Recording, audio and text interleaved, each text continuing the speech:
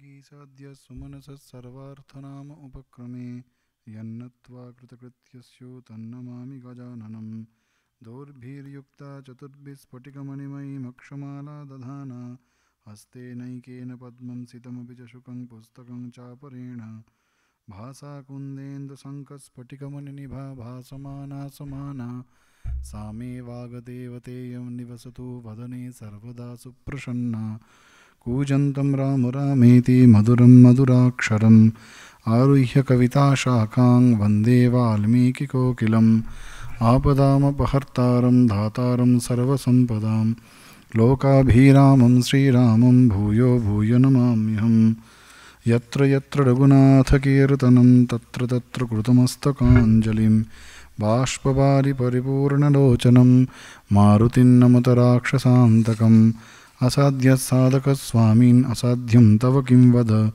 रामदूतकृपासिन्धो मत्कार्यसाधय प्रभो ॐ स्थापकाय च धर्मस्य सर्वधर्मस्वरूपिणे अवतारवरिष्ठाय रामकृष्णाय ते नमः जानकीं राधिकां रूपधारिणीं सर्वमङ्गलां चिन्मयीं वरदां नित्यां शारदां मोक्षदायिनीम्। শ্রীরামের অনুধ্যান বাল্মীকি রামায়ণ কথার আজ ৭৭তম পাঠ ও আলোচনা। অনিবার্য কারণবশত আগের সপ্তাহে পাঠ করা সম্ভব হয়নি। আমরা যেখানে আলোচনা করছিলাম সেটি হচ্ছে ভরদ্বাজের আশ্রমে ভরত এসেছেন। তিনি তার সৈন্যবাহিনী তাদের সকলকে নিয়ে ভরদ্বাজ নিমন্ত্রণ করেছেন তাদেরকে আতিথ্য দেখাবেন বলে। ভরত তিনি সেই ভরদ্বাজের তপস্যা বলে যে মায়াপুরীর রচনা করেছেন সেই মায়াপুরীতে তিনি প্রবেশ করেছেন। আগের দিন আমরা আলোচনা করেছি যে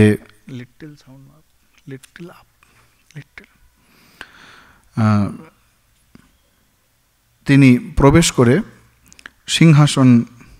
সেই সিংহাসনকে দেখলেন এবং দেখেই তিনি শ্রীরামকে স্মরণ করলেন এবং সেই সিংহাসনকে পরিক্রমা করে তিনি রাজার সেবক যেখানে বসে সেই জায়গায় তিনি বসে যেন রাজাকে ব্যাজন করছেন এই অবস্থায় বসে রইলেন এবং অন্যান্য যে সমস্ত মন্ত্রীগণ পুরোহিত ঋষিমুনি যারা তার সঙ্গে ছিলেন তারাও যে যার নিজ নিজ স্থানে অবস্থান করছেন।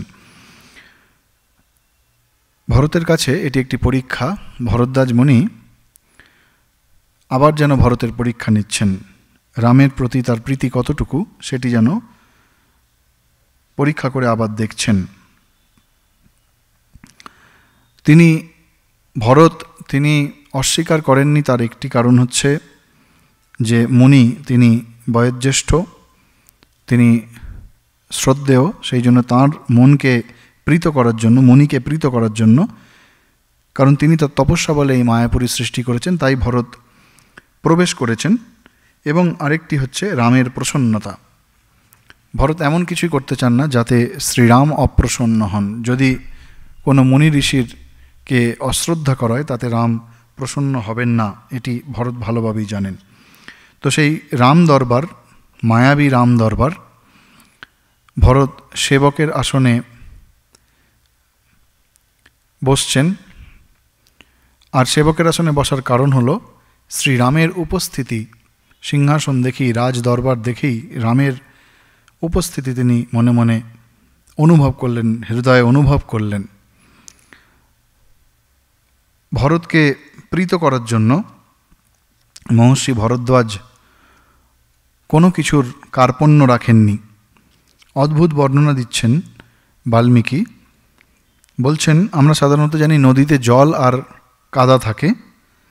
বলছেন যে সমস্ত নদী আমরা আগের দিন পড়েছিলাম তিনি আবাহন করেছিলেন সমস্ত নদীকে, সেই সমস্ত নদীর জলের বদলে সেটি পায়েসে পরিপূর্ণ, এমন সব নদী মানে আমরা কল্পনা করতে পারি না, মনে হবে কি এগুলো আবার।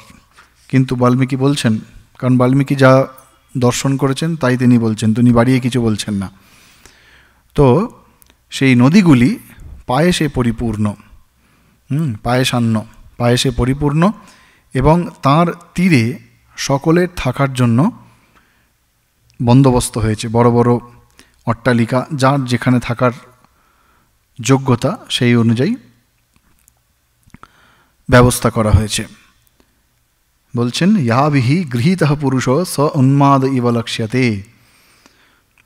এবং সেখানে ওই অট্টালিকাগুলোতে বহু দেব দেবী, গন্ধর্ব, অপ্সরা তাঁরা সব এসছেন ভরত এবং তাঁর সাঙ্গপাঙ্গ অর্থাৎ মন্ত্রী, সৈন্য ইত্যাদি, এদের মন জয় করবার জন্য তারা এসছেন।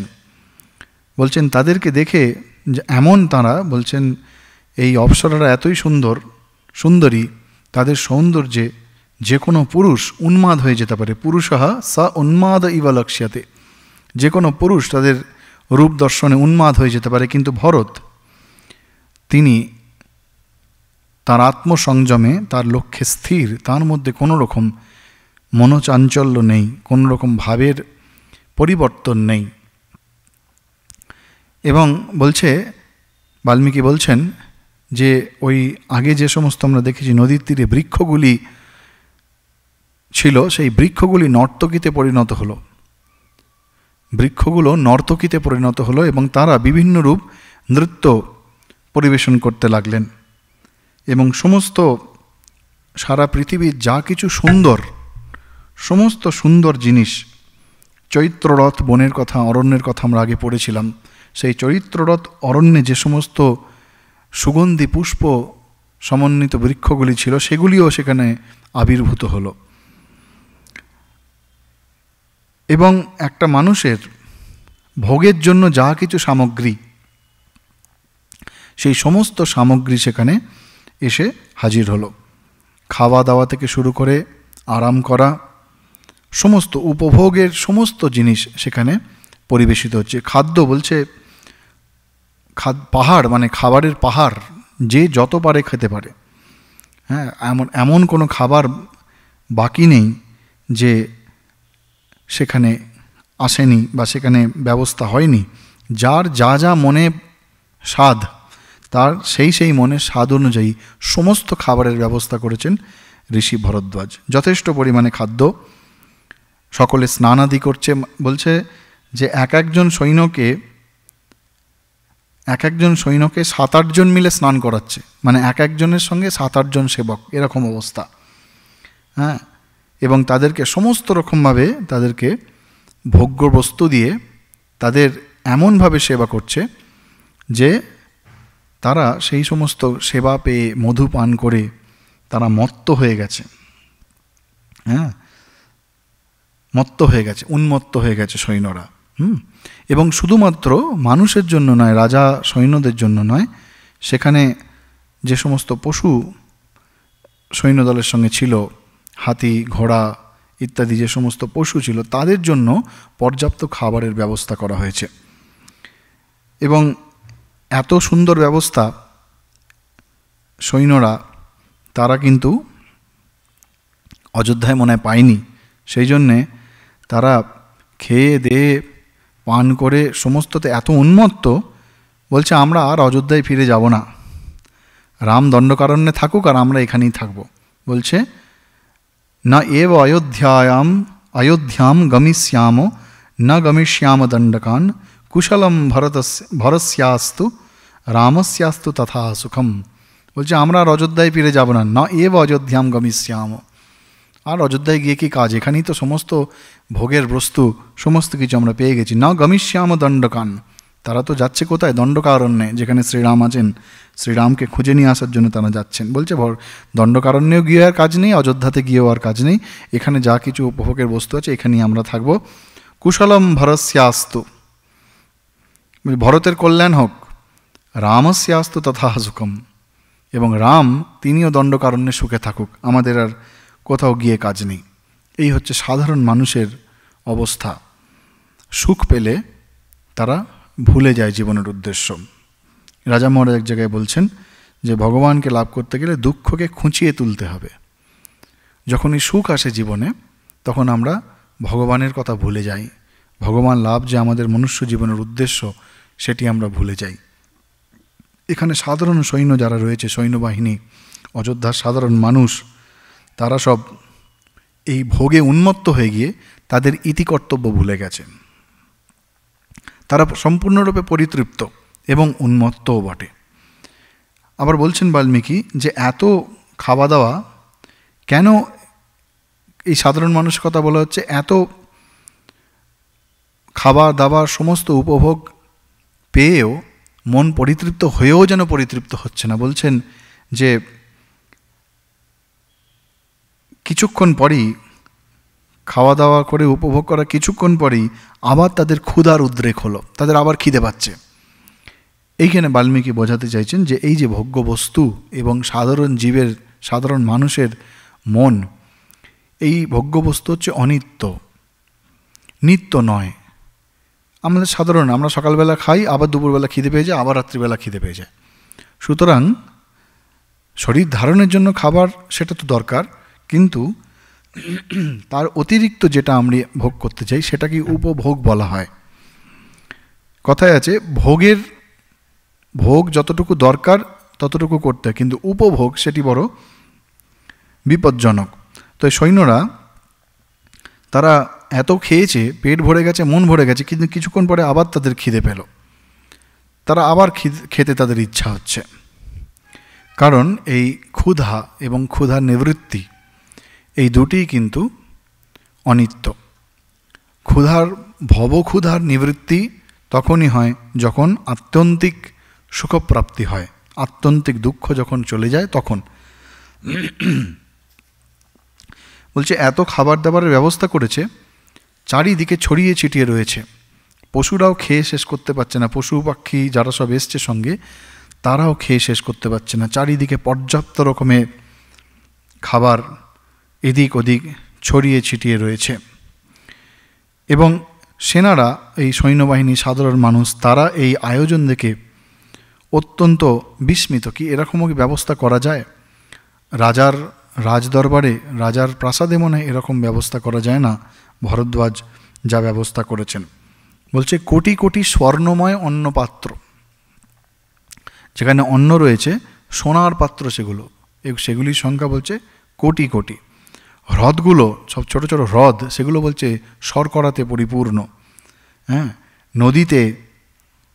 নদীতে হচ্ছে বলছে আমলকি, নদীর চারিদিকে আমলকি বন, খাওয়া দাওয়ার পরে খাওয়ার জন্য, এরকম মানে উপভোগের সমস্ত সামগ্রী। তাই বলছে স্বপ্নবৎ।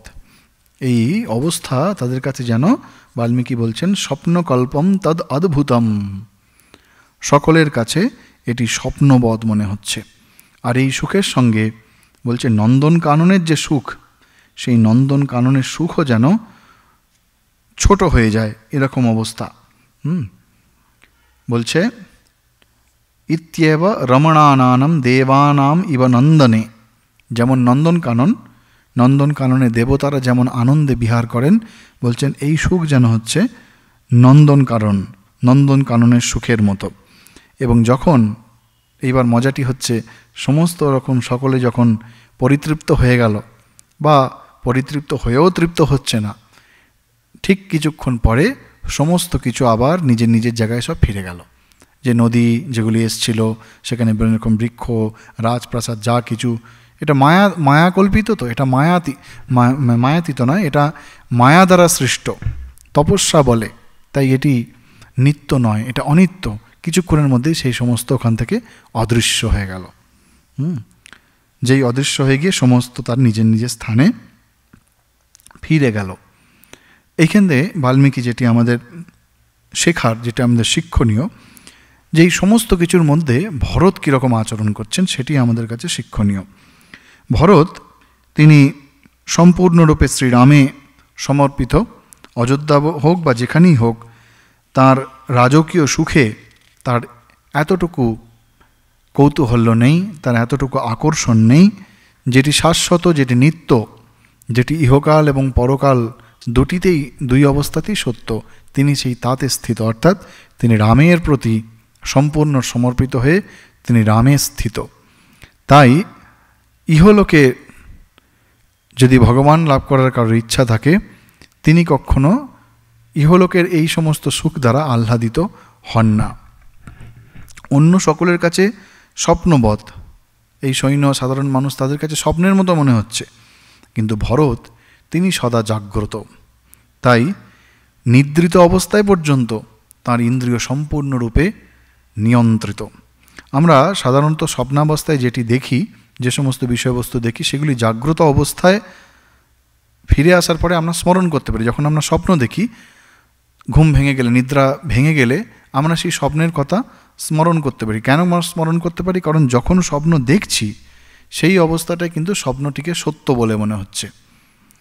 পরে নিদ্রা ভঙ্গের পরে বুঝতে পারি যে সেটি মিথ্যা, কিন্তু স্বপ্ন দেখার সময় আমরা সেটা বুঝতে পারি না যে সেটি মিথ্যা।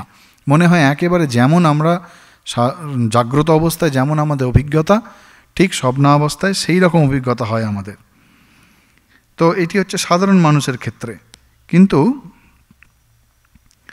ভরতের ক্ষেত্রে তিনি স্বপ্নের অবস্থাতেও, স্বপ্নের মধ্যেও তিনি সদা জাগ্রত। শুধু তাই নয়, তিনি স্বপ্নাবস্থাতেও আমাদের মতো নয়, স্বপ্নাবস্থাতেও তিনি জাগ্রত অবস্থা বা যেটি সত্য সেটি কখনো বিস্মৃত হন না। অর্থাৎ আমরা যখন স্বপ্ন দেখি তখন আমরা স্বপ্নটাকে সত্যি বলে মনে করি, সত্য বলে মনে করি। কিন্তু ভরতের মতো যারা, তারা হচ্ছেন সেই স্বপ্নাবস্থাতেও সত্যকে ভোলেন না। তো এই যে সর্বদা ধর্মপথে অটল থাকেন, এই যে ভরদ্বাজ তার মায়া দ্বারা, তার তপস্যা বলে যে মায়াবী রাম দরবার সৃষ্টি করেছেন, ভোগের সমস্ত উপকরণ দিয়ে এমন একটা বিচিত্র অবস্থা সৃষ্টি করেছেন, সেই অবস্থার মধ্যে পড়ে সাধারণ মানুষ কিন্তু ভুলে গেছে যে এটি অনিত্য, এটি সত্য নয়। সাধারণ মানুষ কিন্তু ভুলে গেছে। কিন্তু ভরত তিনি সর্বদা নিত্য বস্তু যেটি, সেই রামকে স্মরণ রেখেছেন।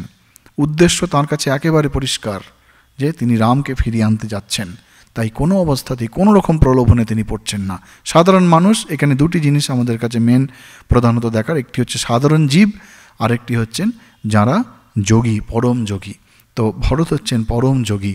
তিনি এই সমস্ত ভোগের মধ্যেও, যেখানে সাধারণ মানুষ একেবারে উন্মত্তপ্রায় হয়ে গেছে, ভরত কিন্তু সেখানে নিজে অচল অবস্থায় রয়েছেন। সাধারণ মানুষের কাছে কল্পনাতীত, কিন্তু ভরতের কাছে সেটি সেরকম নয়।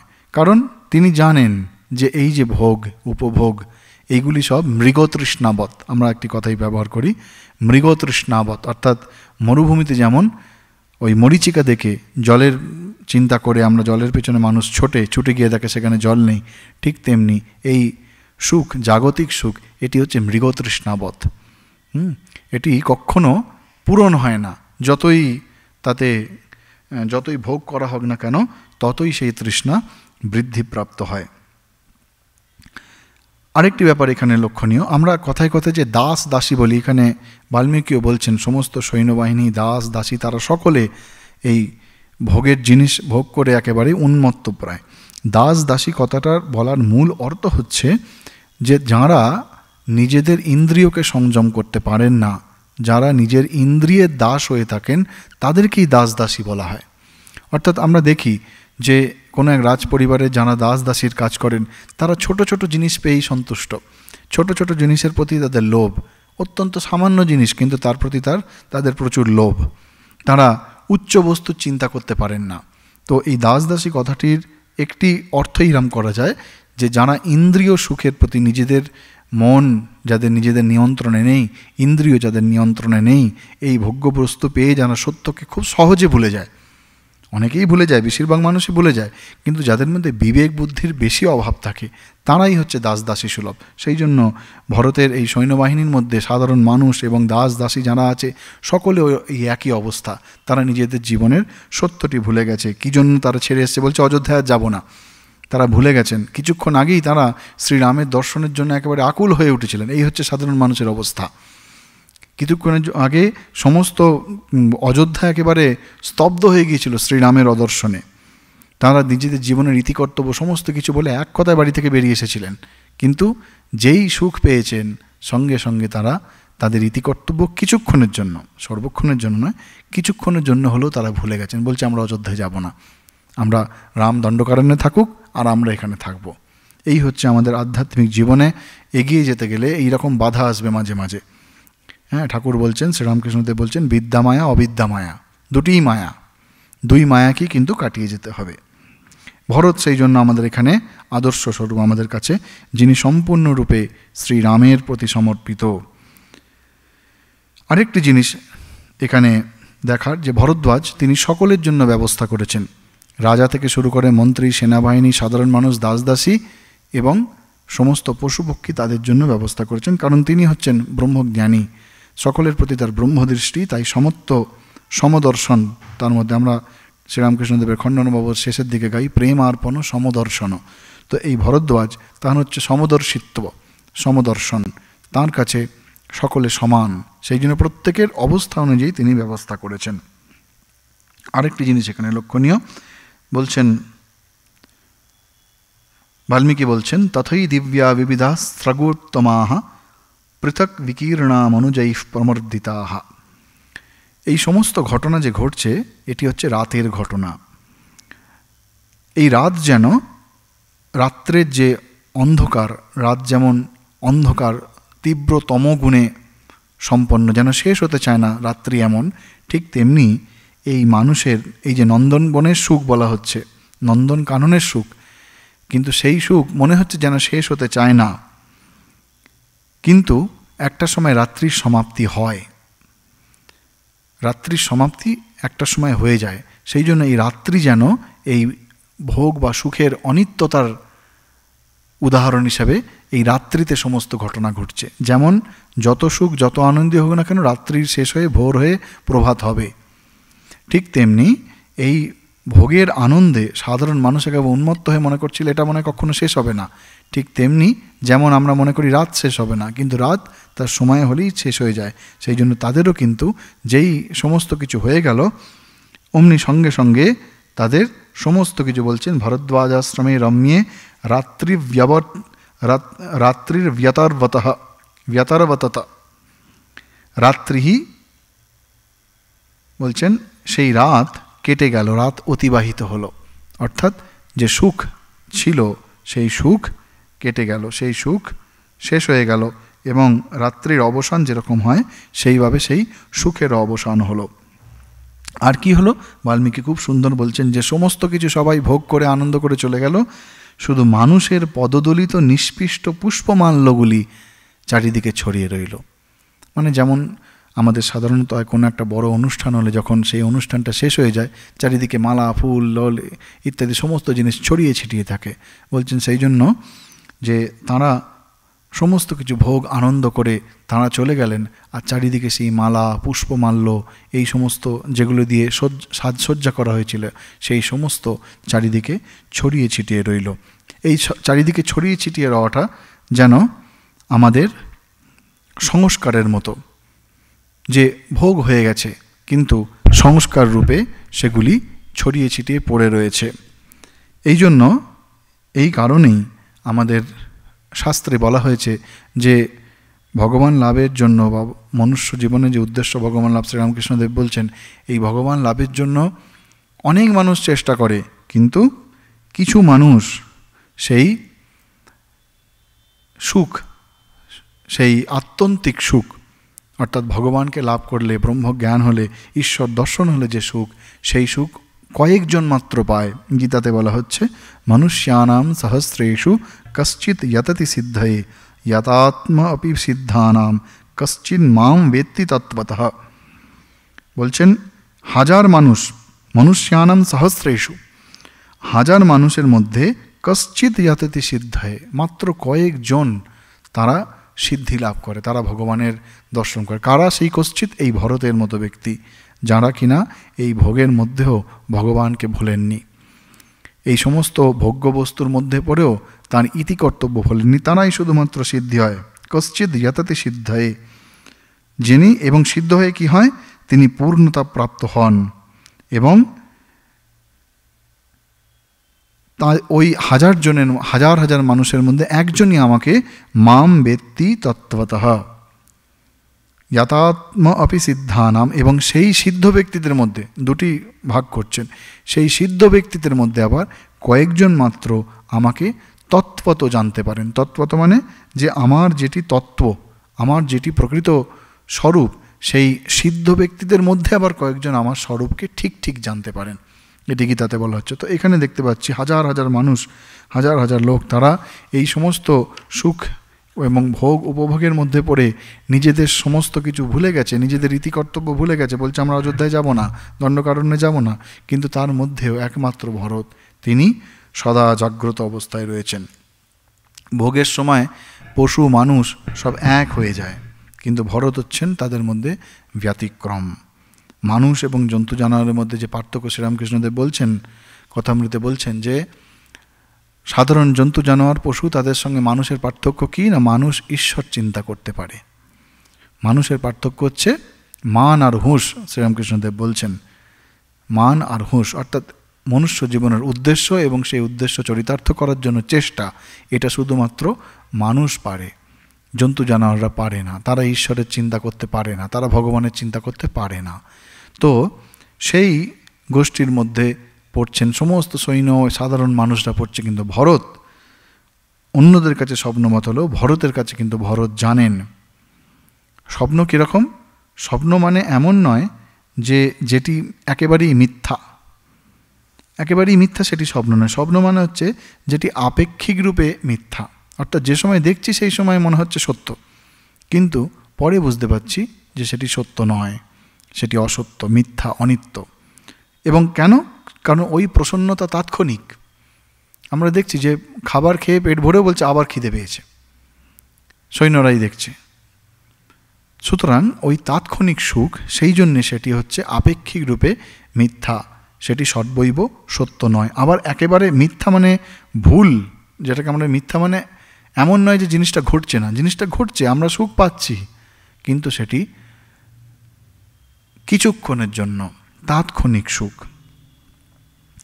তো ভরদ্বাজ যখন প্রভাত হয়ে গেল, ভরদ্বাজ তিনি ভরতকে জিজ্ঞাসা করছেন যে আপনি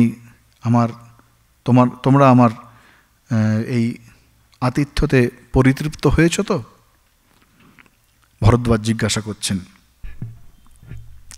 কারণ ভরদ্বাজের এই ভাব, অতিথি দেব ভব আমরা যে পড়েছি শ্রুতিবাক্য, সেই শ্রুতিবাক্যের অনুযায়ী তিনি ব্যবহার করছেন, শ্রুতিবাক্য তার জীবনে তিনি পরিণত করছেন। তিনি বয়সে এবং সব দিক থেকেই ভরতের শ্রদ্ধাস্পদ, কিন্তু তবুও তিনি সম্মান জানিয়ে জিজ্ঞাসা করছেন সকলে পরিতৃপ্ত তো? ভরত কৃতজ্ঞতা সহকারে ভরদ্বাজ মুনিকে প্রণাম করে তার আতিথ্যের প্রশংসা করলেন, কিন্তু তার মন এই আতিথ্য বা এই সমস্ত কিছু উপভোগের মধ্যে থেকেও এতটুকু বিচলিত হয়নি, কারণ তিনি প্রশংসা করছেন, করে বলছেন যে হ্যাঁ আমি খুব পরিতৃপ্ত, কারণ আপনি যেভাবে সেবা করেছেন এটি কল্পনাতীত সাধারণের কাছে। কিন্তু পরক্ষণেই তিনি বলছেন, হে মুনিপ্রবর, আপনি আমাকে দয়া করে দিক নির্দেশ করুন যে কোন পথে গেলে আমি শ্রীরামের দর্শন পাবো, তার সঙ্গে দেখা করতে পারবো। আচক্ষ্ব কতমো মার্গঃ কিয়ান ইতি চ সংশমে। বলছেন যে কোন দিকে শ্রীরাম গেছেন, আচক্ষ্ব কতমো মার্গঃ কিয়ান ইতি চ সংশমে। আপনি আমাকে দয়া করে স্পষ্ট করে বলুন যে শ্রীরাম কোন দিকে গেছেন। এটি আমাদের কাছে শিক্ষণীয় যে ভরদ্বাজ প্রশ্ন করছেন তাঁরা পরিতৃপ্ত হয়েছেন কিনা, তিনি উত্তর দিলেন, তিনি কৃতজ্ঞতা সহকারে উত্তর দিলেন, কিন্তু পরক্ষণেই তিনি যে তার লক্ষ্যে স্থির রয়েছেন সেটি তিনি বোঝাচ্ছেন। তিনি প্রশ্ন করছেন যে আপনি আমাকে অনুমতি দিন আর দয়া করে বলুন যে শ্রীরাম কোন পথ ধরে গেলে, কোন রাস্তা ধরে গেলে আমি শ্রীরামকে পাবো। এই হচ্ছে ব্যাকুলতা। এখানে ভরদ্বাজ যেন গুরু এবং ভরত হচ্ছেন শিষ্য। গুরু শিষ্যকে পরীক্ষা করছেন, সমস্ত রকম ভোগ্য বস্তু দিয়ে পরীক্ষা করছেন। আমরা এটি কঠোপনিষতে আমরা পাই, যখন নচিকেতাকে 3টি বর দিতে রাজি হলেন ধর্মরাজ যমরাজ, তখন প্রথম 2টি বরে তো নচিকেতা চাইলেন, তৃতীয় বরে যখন তিনি আত্মবস্তু বা আত্মজ্ঞানের রহস্য জানতে চাইছেন, তখন ধর্মরাজ তিনি অনেক রকমের লোভ দেখালেন নচিকেতাকে, যে তুমি যা চাও তোমাকে তাই দেব, তোমাকে সমগ্র পৃথিবী আমি দান করতে পারি, যত রকমের ভোগ্যবস্তু। কিন্তু নচিকেতা তাঁর লক্ষ্য থেকে কোনোভাবেই সরছেন না। তিনি বলছেন তবৈব বাহা তব নৃত্য গীতে, আপনার গীত বাদন অপ্সরা ইত্যাদি যা যা আপনি আমাকে দিতে চাইছেন সব আপনি আপনার কাছে রাখুন, আমার কিচ্ছু চাই না, আমি আত্মবস্তু জানতে চাই। ঠিক সেই রকম এখানে ভরত তিনি প্রশংসা করলেন যে হ্যাঁ আমরা পরিতৃপ্ত, কারণ আপনি যেভাবে আতিথ্য দেখিয়েছেন এটি কল্পনাতীত, কিন্তু আমি আমার লক্ষ্যে স্থির। আপনি আমাকে দয়া করে বলুন যে কোন রাস্তা ধরে গেলে, কোন পথ ধরে গেলে, কোন পথে গিয়ে আমি শ্রীরামের দর্শন পাবো, শ্রীরামের সঙ্গে দেখা করতে পারবো। ভরদ্বাজ বুঝলেন যে ভরত তার শ্রীরামের প্রতি যে আগ্রহ সেটি সত্যই একেবারে নিখাদ, তার মধ্যে কোনো খাদ নেই, তার মধ্যে কোনো মিশ্রণ নেই। তিনি তখন বললেন, পথের বর্ণনা দিলেন, এবং এই বর্ণনা এত সুন্দর বর্ণনা, একদম আজকের দিনে আমরা গুগল ম্যাপ ব্যবহার করি, তখনকার দিনে কিছুই নেই সেসব, কিন্তু ভরদ্বাজ এমনভাবে বর্ণনা দিচ্ছেন আজকের গুগল ম্যাপও সেরকম বর্ণনা দিতে পারবে না। বলছেন এখান থেকে 3.5 যোজন মানে 14 ক্রোশ দূরে চিত্রকূট পর্বত রয়েছে। পুরো দূরত্ব কত? 14 ক্রোশ। সেখানে গেলে চিত্রকূট পর্বত পাবে। কিভাবে যাবে এবার পথের বর্ণনা দিচ্ছেন। বলছেন ওই চিত্রকূট পর্বতের উত্তর দিক দিয়ে মন্দাকিনী নদী প্রবাহিতা হয়েছে, মানে গঙ্গা। সেই নদীর উভয় তটভূমি, মানে নদীর দুটো দিকেই পুষ্প এবং বৃক্ষতে একবারে সুশোভিত অরণ্য, এবং সেই নদীর পাড়েই চিত্রকূট পর্বতে পর্ণকুটির নির্মাণ করে রাম, লক্ষ্মণ এবং সীতা তারা সেখানে বসবাস করছেন। ভরদ্বাজ যেন দিব্য দৃষ্টি দিয়ে দেখতে পাচ্ছেন যে রাম, লক্ষ্মণ এবং সীতা সেখানে অবস্থান করছেন। আমরা জানি আগে যখন আমরা রামের সঙ্গে যখন ভরদ্বাজ মুনির মিলন হয়েছে, যখন তাদের সাক্ষাৎ হয়েছে, তখন আমরা দেখেছি যে ভরদ্বাজ তিনি হচ্ছেন শ্রীরামের পরম ভক্ত, তাই তিনি সর্বদা রাম চিন্তা করছেন এবং শ্রীরামকে কিছুক্ষণের জন্য আটকে রাখতে চাইছেন আশ্রমে। সেই জন্য সর্বক্ষণ তার চিন্তা করছেন এবং তার দর্শন লাভ করছেন। বলছেন সেইখানে তারা পর্ণকুটির নির্মাণ করে সেখানে রয়েছেন। বলছেন তুমি তোমার সমস্ত এই হস্তি, অশ্ব তথা বিরাট সৈন্যবাহিনীকে নিয়ে প্রথমে দক্ষিণ দিকে কিছুটা গিয়ে তারপর বাম দিকে যাবে, তারপর আবার দক্ষিণ দিকে গিয়ে রামকে দেখতে পাবে। মানে একেবারে যেটাকে আমরা অ্যাকিউরেট বলি, ঠিক। বলছেন প্রথমে দক্ষিণ দিকে যাবে মানে ডান দিকে, তারপর বাম দিকে যাবে, তারপর আবার গিয়ে ডান দিকে যাবে, তখন শ্রীরামকে দেখতে পাবে। মানে ভরদ্বাজ তাঁর মানসপটে শ্রীরাম কোথায় রয়েছেন এবং তাঁর রাস্তা সমস্ত কিছু পথ যেন একেবারে দর্শন করছেন তিনি নিজে, সেই রকমভাবে তিনি বলছেন। যখন এই পথ নির্দেশ পেলেন তখন সকলে যাওয়ার জন্য প্রস্তুত হলেন, এবং যে রাজমাতারা কৌশল্যা, সুমিত্রা, কৈকেয়ী এরা সব ছিলেন, তারা সকলে প্রণাম করছেন ভরদ্বাজ মুনিকে, এবং ভরদ্বাজ প্রত্যেকের পরিচয় জিজ্ঞাসা করছেন ভরদ্বাজ মুনি।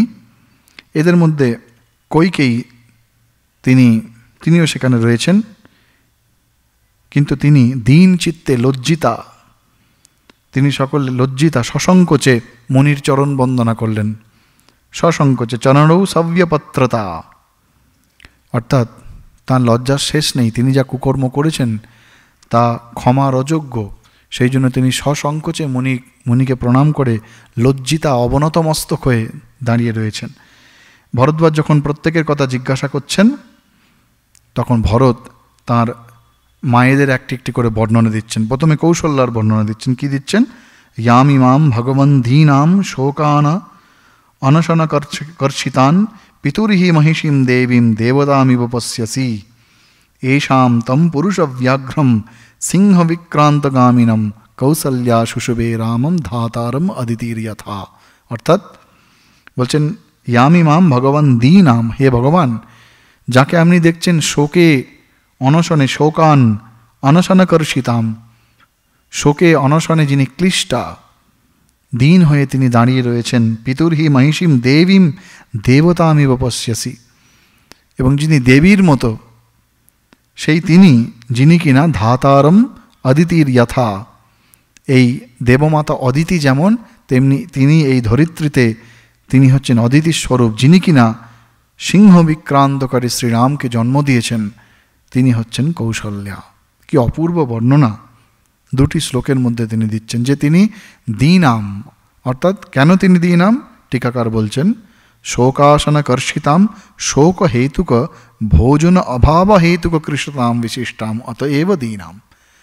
শোকের জন্য তিনি ঠিক করে খাওয়া দাওয়া করেননি, আহার করেননি, সেই জন্য তিনি দীনাম, সেই জন্য তার মধ্যে দীনতা, কৃশতা, অর্থাৎ তিনি শীর্ণ হয়ে গেছেন, রোগা হয়ে গেছেন, আমরা যাকে বলি ক্ষীণ হয়ে গেছেন, দুর্বল হয়ে গেছেন। আর কি ধাতারম বিষ্ণুম এব ধাতা বিধাতা, তিনি যিনি কিনা ভগবান বিষ্ণুর অবতার স্বরূপ শ্রীরামকে যিনি গর্ভে ধারণ করেছেন, সেই তিনি হচ্ছেন কৌশল্যা।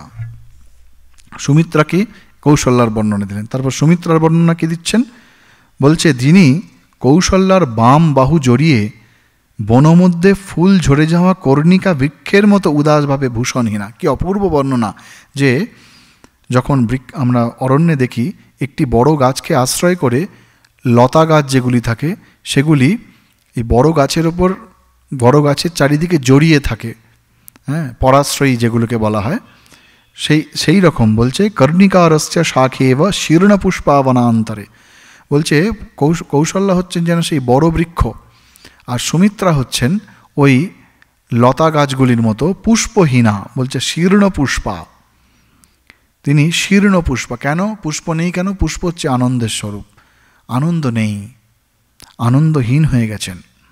কেন আনন্দহীন, কারণ কৌশল্যা তিনি নিজে রামের দুঃখে কাতরা, সুমিত্রা তাঁর দুঃখে কাতরা, বলছেন সেই জন্য তিনি উদাসভাবে ভূষণহীনা, তার কোনো ভূষণ অর্থাৎ শরীরে কোনো রকম অলঙ্কার নেই, ওই অলঙ্কার হচ্ছে পুষ্পগুলি যেন অলঙ্কার, সেইভাবে যিনি দাঁড়িয়ে রয়েছেন, যিনি কিনা শত্রুঘ্ন এবং লক্ষ্মণ এবং শত্রুঘ্নের মাতা, তিনি হচ্ছেন সুমিত্রা।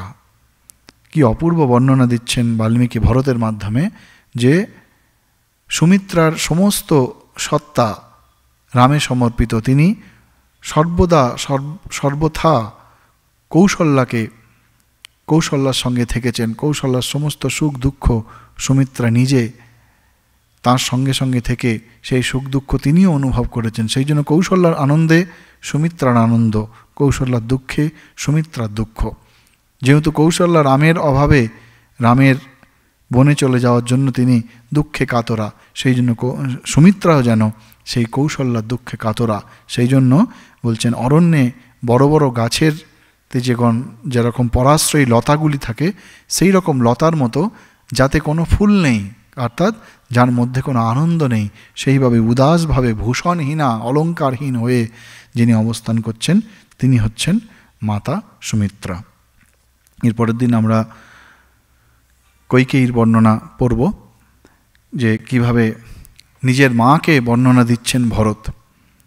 যত রকমের ভাবে কৈকেয়ীর চরিত্রকে ঠিক ঠিক ফুটিয়ে তোলা যায়, ভরত সেইভাবে, ভরতের মধ্য দিয়ে বাল্মীকি কৈকেয়ীর চরিত্র তুলে ধরেছেন। এবং তারপরে আমরা দেখব কিভাবে ভরত ওই